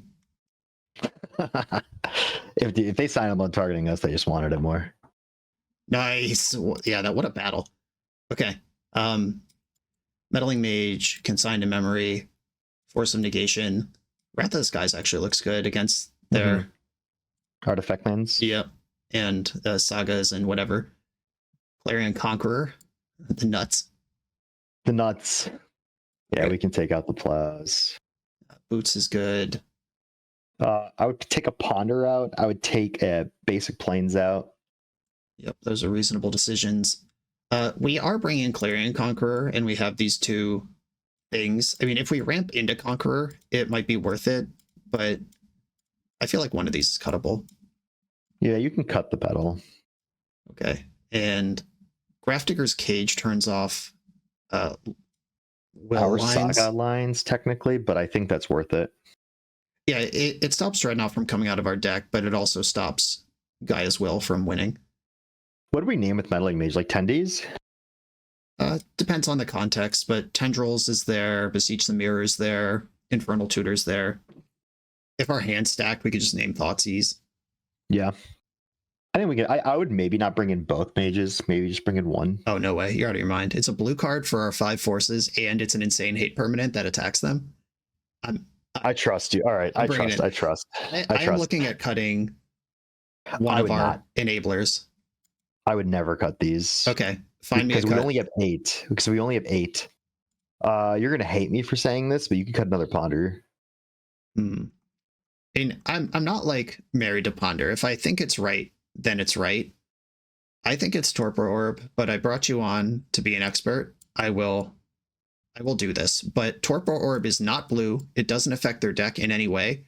And they don't have the ability to interact with Dressdown or Torpor Orb. We only need 1 in a game, not 2. Wait, you know what? Let's try it, actually. Let's try it. Okay. Because part of the reason why I wanted to do this is because I want to see how you play it.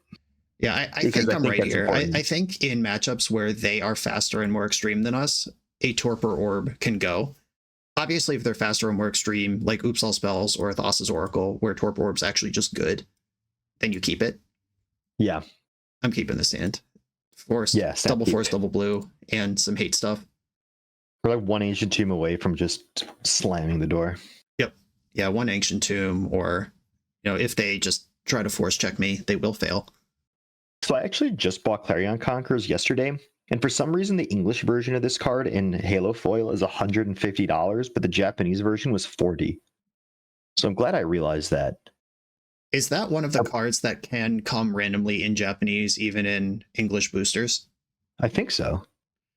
So there might just be more Japanese copies, but that seems unlikely. I don't actually know the print runs of English versus Japanese, but I imagine English is significantly more printed. Yeah, I don't know. Maybe you just spiked a deal on something that nobody knew about. It was honestly crazy to me. I like randomly, because usually I look for Russian cards when I can. But obviously there's no Russian anymore. So I was just like, so I have like on my TCG player all the filters up for all languages, and I noticed that these were like $40 and the English were like 150. I was like, okay, well, I guess I'm buying Japanese versions of these then. Yeah, for sure. Okay, opponent's on 6. If they duress me, I'm not going to force it. I agree. Oh, did they just forget? They've passed priority through their first main phase. They told me they were having connectivity issues. That might have been a misclick, or they just have like a weird hand that is all artifact mana. I could see that. Like they have a Mox Opal hand. Yeah, here we go. Okay. There we go. Yep. Yeah, I've learned not to get too excited when my opponent passes priority in the main phase because they get a whole second main phase. All right, the rest resolves. And notably, they're on 3 cards. Yes, down to 3 cards. Gaze upon my 2 Force of Wills. And they also can't take Clarion Conqueror. Yeah, too thick. We also can't play Clarion Conqueror, but we'll get there. We'll get Ancient Tomb off the top. I have faith. Yeah, we have 2 draw steps and a Surveil to figure it out. I definitely think them taking the Brainstorm is correct here, too. Yeah, if you can't beat Force, then lock in the information, you know. Yeah, and usually these decks have Cabal Therapy. I'd have to force that. That would be an annoying card for them to have. Assuming this is some kind of Entomb pile, at least. Which usually the Wishclaw Talismans aren't, but who knows anymore. Yeah, their list is off the normal beaten path of what I would expect a Dark Ritual combo deck to look like right now. They have some interesting choices. It's got to keep the guard up. The Ancient Tombs are definitely spicy. Yeah, I suspect this is an Urza Saga deck. That's what I think is going on over there. That's what I think too. I mean, what else are you like forcing out early with a Tomb? But anyway. All right, cool. Oh, not bad. 2/3 of the way there now. Amen. All right, so Moto's doing its thing, you know. He's doing his best. Well, I edit out dead air, so if we want to just sit quietly while it's spitting, we don't have to fill that air. But if you want to talk, go for it. No, I'm actually trying to think about what they've got for Ancient Tomb besides Saga, and I'm trying to think if there's anything spicy that happened in Dragonstorm or Ether Drift that I'm not thinking of. All of the spicy combo stuff was all in red. And we haven't seen any red, and I'd be very surprised if there was red at this point. Yeah, I don't think they can support red. They're already 2 colors, black and colorless. All right, a Thoughtseize. So they mulled to 6, had double discard, and still took Duress. Yeah, fighting over the Conqueror makes sense, but that leaves Force in my grip. That's fine. Take a peek. I'll take any land, but Ancient Tomb's obviously the best one. Yeah, 100%. Easy game. Oh, I'm excited for the stock up. I think this will be a really interesting one. Yep. Yeah, the stock up does, at least temporarily, mean that Duress can get through my forces, but if stock up finds any blue card, then we're back online. But I'm definitely shoving it. Oh yeah, 100%. I'm just trying to think, do we ever just take double blue card? Because part of the reason actually there's no Doorkeeper Thrall in this deck is because I realized the blue count was too low with all the colorless stuff going on, so I had to take out all the Thralls so I could I use just Dress Down in that spot to increase the blue count, which can be a little awkward with Sagas, but with only 2 Sagas, the friction really doesn't show up much. Yeah, I think 2 Sagas shows a lot of restraint and going on Dress Down. Like, you're supporting your blue source and your 2-color deck while also still having access to Saga. It's tough to balance all those things. Yeah, I've waffled on how many I wanted. I know I want at least 1, but 1 just never felt like it did anything. So 2 has felt really good. I think the main deck of this is 70 to 75 is perfect, and I wouldn't change a thing. And there's the last few slots that I think are metagame dependent. Yep, and that's just good deck building, good iteration. I basically think about this deck all day. I go to work and I think about this deck. I come home, I think about this deck. I turn on my stream, I think about this deck. I go to bed and I think about this deck. This deck lives rent free in my head. Is it rent free or are you making money? It's paying rent, right? That's a good point, actually. All right, Ponder stock up. Perfect. Double blue card. Double blue card, and it keeps the party going. The stock up is so insane. This card is insane. Once you start stock up into stock up, it's just insane. Yeah, it's as if this card reads, look at the top 5 cards of your deck, put a card in your hand, and put this back in your hand. That's mostly what stock up actually plays like. Do you think it'll get restricted in Vintage? I don't know. It was not mentioned in their last BNR update. Not even in the we're aware of stock up little section at the end. It was the only card they talked about was Luris. I don't really play Vintage outside of Jewel Shops, which is the most vintage of Vintage, but it's also a deck where you don't really need to know what's going on. Yep. Oh, that's very nice. Okay. If we put the pendings in here, right? I don't think so. Oh, we didn't? Oh, okay. We have Wrath of the Skies. We don't have Prismatic Ending. Oh my goodness. My cup runneth over. I almost want to take a land in the Fawn. You could just take the force action. Just take 2 forces and ponder here, I think. Yeah, I'm taking 2 forces. And here we are differing again. I'm going to leave up Spell Pierce. What could possibly go wrong here unless we tap out? Like, even if we do tap out, it's probably fine. But we also just bottomed 6 cards we don't want off those 2 stock ups. I don't want them back in the mix. Look at this shit. And you just draw Torpor Orb. Magic's easy if you're Magic's patient. So easy. Who needs to ponder? This is why I don't like ponder. If you're good at the game, you just draw what you need anyway. Yeah, exactly. Exactly. The old 6 blue cards in a win con hand versus a Storm player who's struggling. The lone Chrome Mox that tried. Okay, I drew a land. That makes some of these decisions easier. We're going to go to discard. And Saga. I'd probably just jam the Saga here. Sure. Get another win condition going, and you can just bin the Delta. Yep. Yeah, just keep my blue count high. Make sure I can't lose and annihilate their Chrome Mox next turn. If they were building up resources, this is the turn it has to happen. Because they know I'm about to take... It was going to be 100%. Now it's 50% of their resources on every attack. Annihilator is fun. Cabal Therapy. They were sitting on that one for a minute.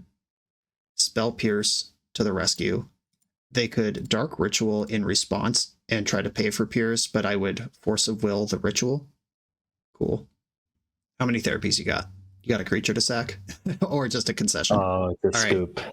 Yeah, exciting game 1. That Plow, Theon, Dreadnought line stabilized barely, and then game 2 just a kicking. They knew we had 2 forces too, so I don't blame the concession here. Like, if you know and you're losing a land every turn, yeah, I mean, you know the game is over. Right, and they were nice and chatty. They clearly watch my channel, so they will someday view this and know how hopeless it was. Sorry, Ben Giris. Good games. On to the next one. This video is sponsored by Moxfield.com, the easiest way to build Magic decks online. Moxfield supports over 30 formats, including Legacy and everything else you'll see on this channel. There's multiple customizations so you can interact with your deck how you want. Views such as text, grid, or stacks, and groupings like type, subtype, color, color identity, even artist. The site offers light mode, dark mode, and so much more. However you want to see your deck, Moxfield can provide it for you. Follow my Moxfield to keep up with the channel and what I'm playing in paper. I'll see you there. We're on the draw in round 4, and I mean, I'm not even going to ask. I'm keeping this hand. Do you agree with the turn 2 Null Drifter? Yeah. Do we keep these? Yeah. Or I guess it's not Torpor Orb, so we have to wait a little bit, but turn 2 stock up. Hope we don't die on turn 0. We're getting into the part of the league where we're likely to see oops. Oh, Sunbaked Canyon. Sunbaked Canyon, Ocelot. Yeah, there's like a Boros or Jeskai energy deck kind of kicking around a little bit. It's kind of weird, but kind of cool. Torpor Orb is also surprisingly good against them. Right.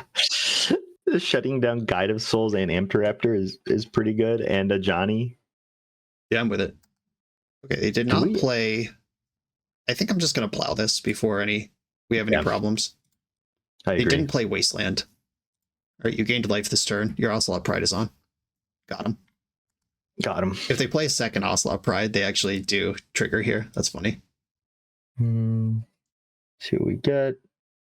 Wait, a Johnny, a Thalia. Ooh, that's actually kind of okay. Yeah, that's honestly fine unless they have Wasteland. Wasteland, yeah. The end step dress down, we're powering through it. Jam a Null Drifter. Off we go. No! Damn it.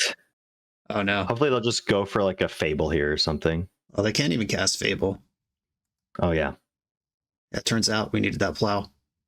Couldn't have cast it though. Oh, going after this one is interesting. I would just dress down here. Yeah, I think I'm supposed to. We just need to get a card. Lotus Petal? That's almost a card. That's awkward with the Thalia. Voice of Victory. Fun. Opponent is gaming. All right, cool. All right, land. Stable land source. Well, I can cast Ponder this turn. Yeah, we might have to. We take a lot of damage for this Ponder. Yeah, it is what it is. I'm going to need a land to play this game, and that's not it. Shuffle. Yikes. Well, collapsed by Thalia, Guardian of Thraben. Thalia Wasteland's still good in 2025. They get to mobilize 2, so they're attacking for 4 this turn at minimum. Another voice. It's kind of exciting.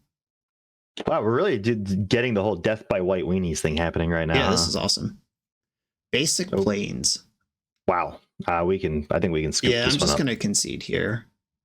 I think are we literally dead? No, we're not literally dead, but we can't tap Ancient Tomb anymore. All right. Rather Disguise, Prismatic Ending, Path to Exile, all look worth doing. Yep. Hydroblasts. Yeah, we saw red mana, but no red cards. We have to imagine that there are red cards in there, but what are they? And are they worth Hydroblasting? Because I think I still want to just mostly jam on this deck. Spell Pierce looks mid. Yep. Lotus Petal, pretty bad versus Thalia strategies. Yeah, 100%. You could probably trim a force or two. Yeah, a force or a ponder. Am I a believer in ponder now? Because if I could just like force Thalia and then win, or yeah, that's true. I think having Force of Will versus decks like this, in the olden days you would board out your forces versus Death and Taxes because none of their cards are worth 2 cards, but that hasn't been true for several years now, and I'm not buying it. This hand's a little risky. I like the Plow. The Saga does very little until we find the next land. This is up to you. I think I could go either way on it. Yeah, we're going to get Surveil. It's right on the edge. I think we can find a better 6. All right. I'll go with you. The 6 plays. We're Saga gaming. This is actually much better. I think we get rid of Mox Diamond because it's a 2-for-1 when we're already down a card. I agree. Okay, and just Saga pass. Yep. If they spend their turn wastelanding, it's not the biggest deal. If my creatures are bigger than theirs, that's how you beat aggro decks. A lot of folks think it's having a bunch of sweepers and a bunch of spot removal, and that does help, but just having a bigger creature than them is how you actually beat aggro decks. So the Dragonstorm White Weenies are actually quite good. Like, I'm sure they're running that one card that has like Storm make another 2/3 or whatever. Yeah, there are a bunch of cool ones. They might even have the Clarion Conqueror over there. I don't know. Voice of Victory is actually cool. I was thinking about putting it in this deck as like a 2-mana Teferi, but I don't know. It makes a lot of sense if they have Goblin Bombardment in their list, which I'm sure they do. That's a lot of bombarding. Attack, sack the 2/1/1s, deal 2 more. That's kind of sick. Yep, gross. Yeah, I don't know how this matchup generally would go for us. Like, we don't like Cradle is a little different because I at least know what they're doing, so I can kind of plan around it, but this is totally rogue to me. Yeah, like a deck like this, you have to figure out what they're trying to do, and it's constrict you and then hit you. So how do I build a plan that either doesn't get constricted or doesn't get hit is kind of what I do when I'm up against a rogue deck. Is what is the deck actually fundamentally doing? And then how do I fundamentally address it? Even if it's obviously I don't have Boros, Thalia, Voice of Victory on my sideboard guide. Yeah. Oh, I think your Moto crashed. My opponent's clock is running, not mine. Oh, the clock is running. Okay. I thought I saw it like resize, and usually when I see Moto resize, it means it crashed. No, my opponent is either in the tank or hung up a little bit. Or waiting for server. Because waiting for server actually does tick down the clock. Yep. Unfortunately, whoever has priority when things hang up is the one on the hook for the game. What's crazy is in other games, when there's like lag spikes, it's not like identical, but in Moto, everyone lags at the same time. So I don't know why that is. I am not going to pretend I understand anything about coding or programming to troubleshoot that or have any sort of intelligent interaction about it. I just play the game and I do my best to spare my viewers when it gets laggy. I just cut out that downtime and they never know. This is all because we fixed... What was that one card that we fixed? I don't know. What card did we fix? It was the Yawgmoth card in Modern that was broken for Wall of Roots. Oh, okay. This is all since we fixed Wall of Roots. But it was tumbling down. Not the first time Wall of Roots has broken the Magic the Gathering game engine. Do you know about Wall of Boom? No, what's Wall of Boom? Okay, so Wall of Roots, it reads once per turn, you can use its mana ability. And there was a brief time in Magic's history when they were trying to figure out Time Vault. and when you would have the ability, like replacement effects weren't quite fleshed out yet. So when could you decide to untap your Time Vault? And they created a window just for the card Time Vault, a space between turns where this ability could be used. Mhm. And in that window, it's nobody's turn. So you can use Wall of Roots as many times as you want and then win with some sort of rocket launcher variant. I think it was like Magmatic Mine or something. And that deck was called Wall of Boom. I think it was legal for about half an hour, and then they updated the rules, and it wasn't allowed anymore, but you can Google it. It's out there. Wait, that's incredible. It's just one of these actually- stupid things from the history of a game like this. That's incredible. Oh, I forgot Oliver. It's that old of a card, too. Yeah, it was God, in I don't know. Mirage. Really? When did it get reprinted into Modern? It's a original Time Spiral bonus sheet. I forgot. Yeah, the time shifted. I forgot that was the first bonus sheet, huh? Here we go. Since Magic Online is frozen, I'm doing my best to fill content here since we're chatting anyway. Yeah, an article by Charlotte Sable, who's on the Commander Advisory Group and Magic Rules Committee. Back in the ancient times of 1997. 1997? Yeah, that's when Mirage came out. Or it might have been late 96. Yeah, I think Mirage was late 96. Yes, there was a place between turns where players could activate abilities but not cast spells. This point existed so that Time Vault could work. And yeah, Magma Mine, 4 colorless, put a pressure counter on this. Tap sack deals 1 for each pressure counter. And Wall of Roots, going nuts. Because now when does Time Vault happen? It happens during discard phase, right? No, Cleanup, it is whatever? when your turn begins, you have the option of a replacement effect to not begin that turn and untap Time Vault instead. I see.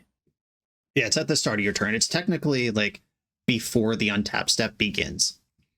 Yeah, that makes sense because it would have to be. They should just make Time Vault legal in Legacy. What could go wrong? I disagree. And with that, I am going to pause this recording until whatever this is unpauses, and I will bring the audience back at that time. Okay, folks, hARAIN and I have been hanging out here for about 10-15 minutes, and it seems that not just MTGO, but all of Daybreak is undergoing some sort of malicious activity on the internet right now, and they are trying to fend it off. So we are going to sign off here for now. I don't think hARAIN's going to be back either way. Hopefully I get my last match or two later without him, but hARAIN, why don't you tell the people where they can find you? It was a lot of fun having you on the show. No, I had a lot of fun being here. Obviously, it's unfortunate that this happened, but you can't control everything. But no, overall, it was a ton of fun playing with you. It was interesting to hear your lines. I really liked some of the discrepancies between if we wanted to ponder or spell pierce or the keeps and such.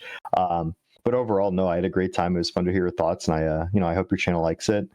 You can find me on my stream, mostly twitch.tv/hARAIN, lowercase h and then hARAIN after that, all caps. I try to stream every day. I stream Dreadnought, I would say like 60 to 50 to 60% of the time. The other 40% of the time is meme decks mostly. But no, thanks for having me. I enjoyed being here. I hope you get to finish the rest of the games, but if not, I'm glad we got to play these, and it was a ton of fun. Yeah, same. My pleasure having you. All of those links will be in the video description. Viewers, I mean, you can look at the runtime. Either this is the end of the video, or there will be a match or two with just me. You will know this information before I do. If this is the end, thanks for watching. Like, comment, subscribe. If it's not the end, I'll see you next round. The 9th installment of the NYSE Vintage Open Series is coming. This 15 proxy vintage tournament with Power 9 prizes takes place on Saturday, June 14th, 2025 in Long Island, New York, and has a $500 entry fee. That's a hefty entry, but the guaranteed prizes for top 8 are unlimited Black Lotus, Ancestral Recall, Time Walk, and all 5 Moxen. The NYSE Open 8 went well for me last year. Someone better come stop me from getting another Lotus. Will it be you? I'll be at the NYSE Open 9 on June 14th, and I hope to see you there. Register on melee.gg or use the link in the video description. I'm back. The video will continue. Round 4 was nullified, so I don't know if I'm 3-0 and it's going to be a 4-round league, or if I'm going to play 2 more matches from here. We'll find out together. I'm on the draw against Ella1, who has been playing a lot of Cradle Control lately and is a Elves adjacent combo player in general, and I'm mulling 2 unplayable hands in a row. Okay, I'll keep this one. I don't think I want Urza Saga, and I kind of want the Null Drifter, but I also don't expect it to be good enough. Force of Will plus Swords to Plowshares could buy me time. Yeah, I think stocking up is better than Null Drifting. Sad. hARAIN has moved on with his day. I'm recording this hours after our last interaction. A basic Swamp. A Thoughtseize. Alright. So it's not Cradle Control today. If it is, it's a build with basic Swamp and Thoughtseize in the main. I've played against him on a variety of combo decks in the past. I actually recently found out who this is in real life, which is fun. Because I didn't know before, and now I do. Picking up a bonus blue card's nice. Now I can force something. Alright, it is this deck. Well, I don't want to play against this card, and I get to keep my stock up. Meticulous Archive into stock up is the plan here. Bound to Plains. I don't want that. I want action. Okay, there's some action. Stocking up first. Dreadnought, Plow. These are basically the best cards I could ask for. Okay, Dreadnought and Plow in my hand. Pass the turn. If there is an Atraxa or a Crater Hoof in this deck, the Torpor Orb does a lot. We've got another White of the Reliquary. 3 cards left in hand. Drawing an untapped mana source here would be great. Another stock up. All right. I'm going to play Torpor Orb and Plow this white. Just trying to keep the engines from going off. Or we can just have 3 of this card. Sure. Juka Bog. I don't use my graveyard. You can have it. Big Rips. Okay, so stock up hitting a land here. I think this is worth the risk. Just getting an extra card and a land would be so good. 3 Ancient Tombs and another stock up. All right, well, this is some damage I'm going to take. But here's my guy. Opponent has Talon Gates of Madara in the deck. I think there's sometimes as many as 2. Good kind of tempo back and forth between the Dreadnoughts. Something like Beseiju is obviously powerful here. Orcish Bowmaster does not make an Orc army. Got him. Collector Oof. All right, I won't activate my artifacts. You got me. So attack with white, sack, get Talon Gates is a line. These Brainstorm's not doing great. I am going to stock up. Another Dreadnought would be nice. Null Drifter land also plays. Okay, Null Drifter land. I'm going to attack first and make my opponent do whatever it is they're going to do. Oh shit, Null Drifter sucks. I forgot about Bowmaster. I think I should have taken Dress Down land. 3, 4, 5, 6. Yeah, I'm going to pass. Okay, that was actually really bad. Bowmaster does still work when I draw cards. It doesn't work when I torp my orb. Okay. 4 mana in the pool. Zenith for 3. Grist. That kills Dreadnought. Are they going to sack Bowmaster or Oof? Sacking Oof. That is correct. Okay. I am going to end up a little short here. Bowmaster too good. Yep. Alright. Dead. Alrighty. Wrath of the Skies. Prismatic Ending. Clarion Conqueror. Holy guacamole. That's a dealer. Path to Exile. Grafdigger's Cage. Spell Pierce pretty mid. Lotus Petal. I feel like I'm going to board that out every time forever. hARAIN boards out Ponder a lot, so I'm gonna get on board. I can shave some Force of Wills, I think. Do I need basic Plains in this matchup? I don't think so. Though I am boarding in 6 white cards. Yeah, maybe basic Plains is not the cut. I could cut 1 Saga. That keeps my white sources flush. I could just keep all my lands and cut Mox Diamond. Yeah, I think I'm actually going to do it like this. The diamond gets got by my own Wrath and my own Conqueror. And I have Conqueror. I've got a whole plan here. Kill your shit, turn off everything, lock your shit down, kill you. It's all here. I'm going to play Flooded Strand in case my opponent plays a card I don't need to plow. I'd rather. Archive. Once Upon a Time. Elvish Reclaimer. Well, I'm going to plow. Ignoble Hierarch. Fascinating. That will eventually die to Clarion Conqueror anyway, but I think just clipping this where I can clip it makes sense. Don't let my opponent break serve and get ahead of me on mana. Otawara, not bad. Now if I draw Ancient Tomb, I can play Conqueror plus Dreadnought. If I get Thoughtseized, my opponent has an actual choice to make. Reclaimer. Ooh, that's so close. That's so tempting. Wow. If my opponent has something like Force of Vigor, this is a blowout anyway. All right, I'm going to test with one Dreadnought and see what happens. Then I'll cast another one. All right, that worked. Here they are. Go. We might have to save Clarion Conqueror for game 3. Snuff out. That works. Getting Mortuary. Kept it on top. Snuff out is a powerful card here. Talon Gates. And temporarily remove Dreadnought. Hierarch. And Dreadnought's back. I don't have to reactivate that. I'm going to attack. They'll probably spin up another Talon Gates here. And then I'll play Clarion Conqueror second main and hope they're just locked out. I am going to use Otawara as a land here. If I need to come up with a second round of action, I want more mana after I cast Stock Up. Okay, this is a heater. Can't be activated, can't be activated. Including mana abilities. Doesn't care. And a scoop, okay. Game 3, it's go time. They know about the Conqueror now. And I know about Snuff Out now. I don't think I'm going to make any changes knowing Snuff Out's there. I'm basically blue-white control with some big creatures in it at this point. Yeah, this is still the plan. Oh, a one-lander, but boy is this one land good. I'm going to keep this. Sometimes they have a wasteland. I'm going to hope that they don't. Forest. And Zenith for Dryad Arbor. This means I have to plow. I can't Prismatic Ending that because it's a land.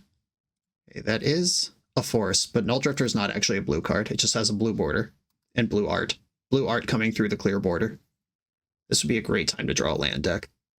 Come on, deck. Wowie zowie. Okay. Torpor Orb. Phyrexian Dreadnought. If only this force was actually had a blue card. All right, Force of Vigor. That kills my Dreadnought. Fair enough. We knew that was possible. Pitched a Scythe Cat Cub. And my opponent now knows I don't have Force, so I can F6. Outland Liberator.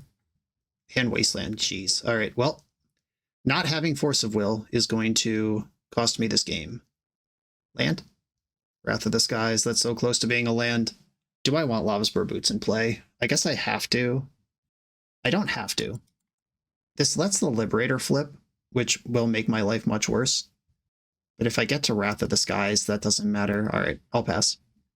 How many blue cards did I board out? I'm just seeing if this is something that I messed up. So I cut 1, 2, 3, 4, 5 blue cards and brought in a bunch of white cards, including 2 of the cards that are currently in my hand. So those could have been blue in a main deck situation. And we're dead. All right, GG. Fumbled a little bit into the Wasteland situation. Force of Vigor Wasteland. Had to have all of that, but did have it. On to the next round, if there is one.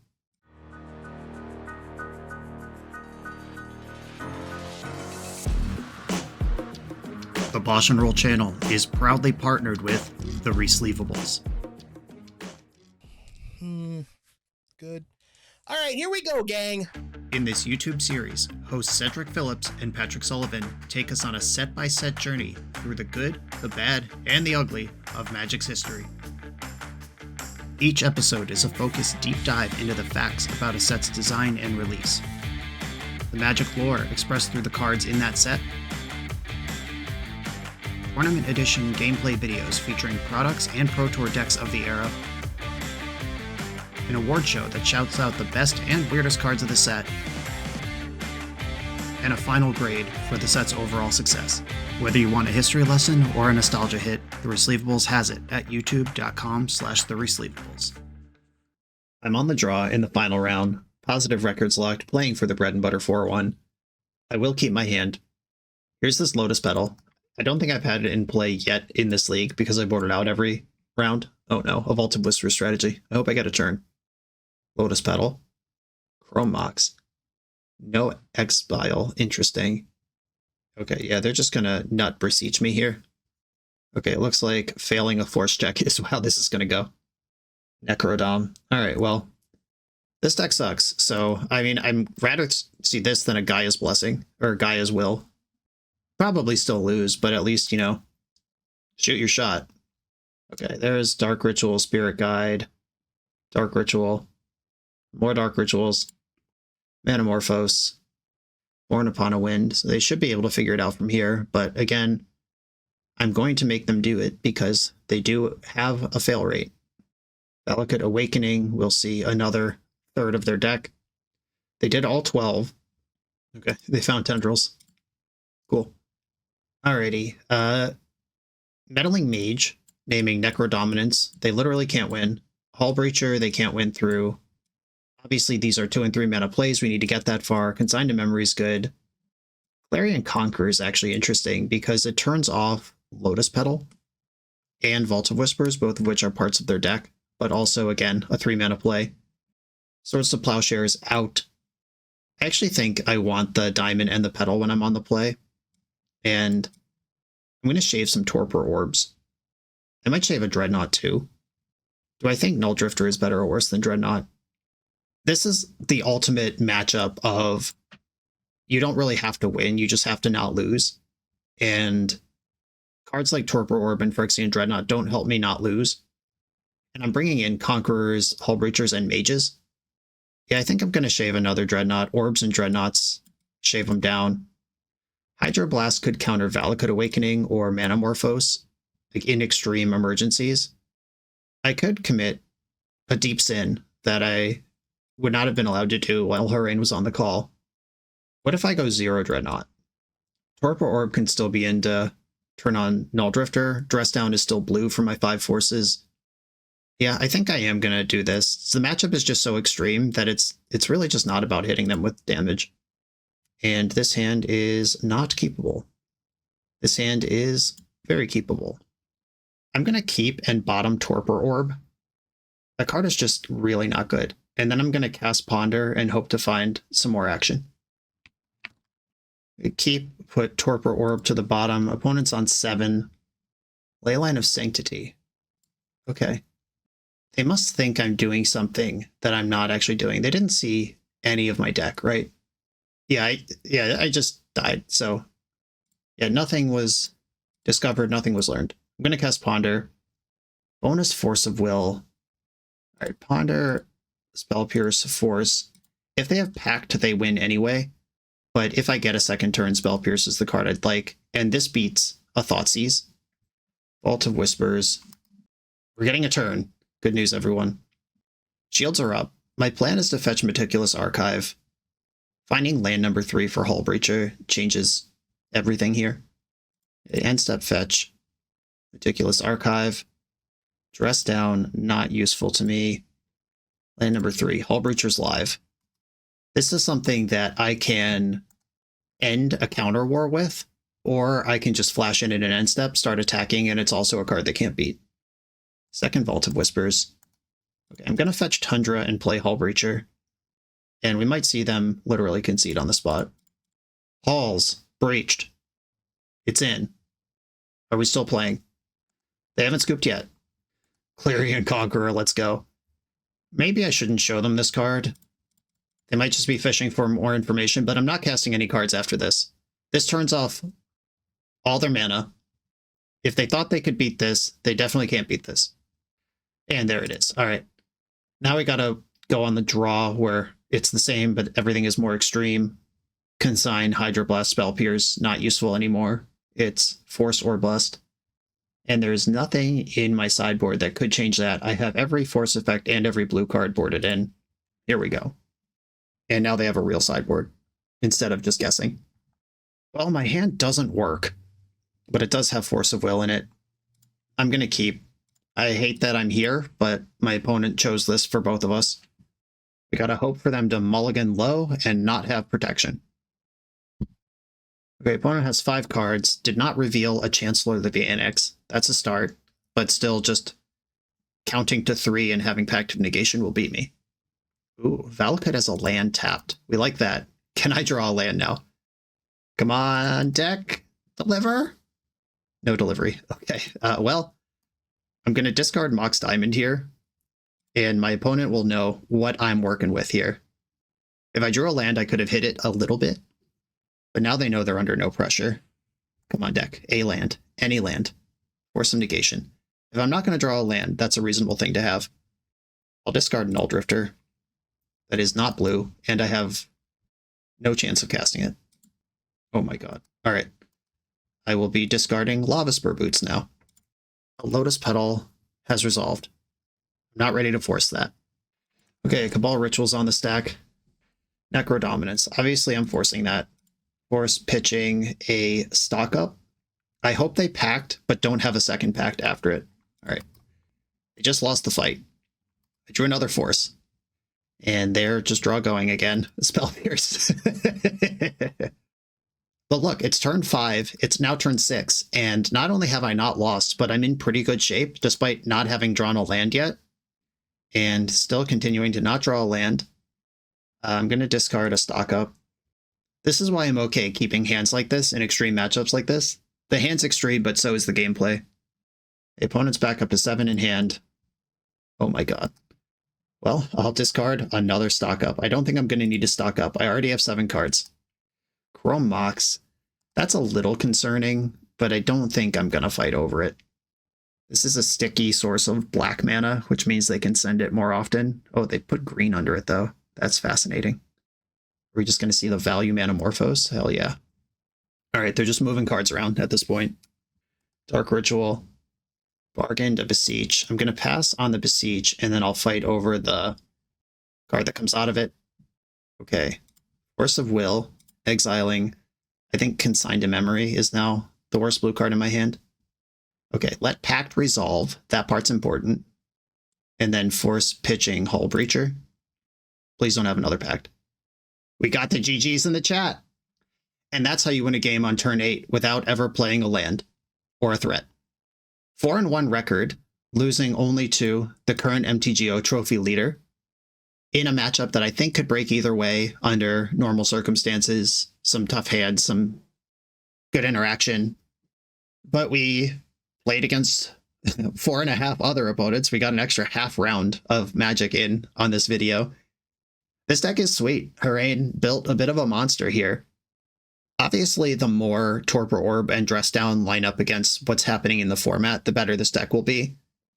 If we're turning off Thassa's Oracles and cards out of Death and Taxes got 3 of the top 8 slots in a recent MTGO challenge, back from the dead for that mostly irrelevant archetype. Torpor Orb pretty much solos that deck. Backing up an aggressive Ancient Tomb Clock with Force of Will is very cool. Stock Up and Null Drifter are way more my speed as Magic cards to cast off Ancient Tomb than Show and Tell is. Or any of the other dumb non-blue things you can cast off of an Ancient Tomb. If you do happen to be in a lands heavy metagame, you could just put a Pithing Needle somewhere in your 75 to dig for, or grab with Saga named Mazabith and then bash them. But we didn't really need it, still were able to navigate. There are, of course, flex slots in this deck, as in any deck. You can tune your sideboard for what you expect to see, but this is really cool. And of course, check out hARAIN over on Twitch. Like he said, he thinks about this deck from when he wakes up to when he goes to bed. It's fun having a deck specialist working in the public eye. Go check out that process if you're interested. I can vouch for the deck, it's good. I've seen it win a tournament when I was out at the Mana Vault in Milwaukee. Last month, this deck split the finals in the hands of one of my other Patreon subscribers. We love playing Dreadnought. We love seeing the BoshNRoll community thrive. Thank you, hARAIN, for being on as much of this call as you could. Everyone, thanks for watching. Be sure to like, comment, subscribe, check out the Patreon to support the channel, and chat with hARAIN and other people in the Patreon Discord, and I'll see you next time.